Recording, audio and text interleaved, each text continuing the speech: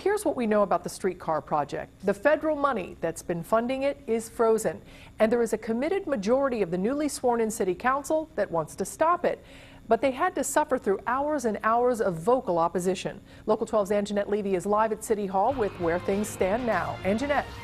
Well, Cammie, this was a marathon day for the first day of the new city council and for the first day for John Cranley. They heard 8 hours of comments from the public and from council members. Some of these new council members want to delay this project possibly for 30 days so they can have an independent audit of whether or not canceling the project is going to cost more than moving it forward.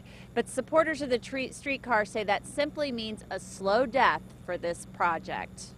This is a very sad day for Cincinnati.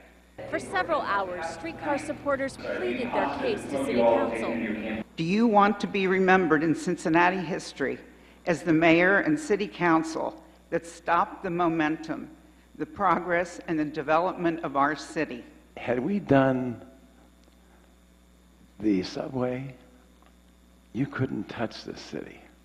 It was part of a long discussion about 11 ordinances that will delay and defund the streetcar project. The newly formed streetcar committee passed all but one by a 5-4 vote. Construction companies say they'll take a hit if the project is delayed. We will be laying off, I'd say, 80% of our employees that are currently on the project, if indeed it's paused.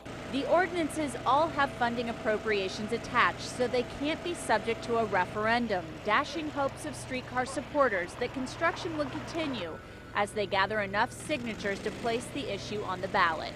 And their strategy is merely to delay at the expense of $100,000 a day of the taxpayer. Meanwhile, frustrations at a tipping point for council members who've championed the project. I find it ironic that people in Washington, D.C. believe in Cincinnati, but there are members of our council who do not. I'm so sick and tired of living in a city that says no more than it says yes, and I thought we were over it.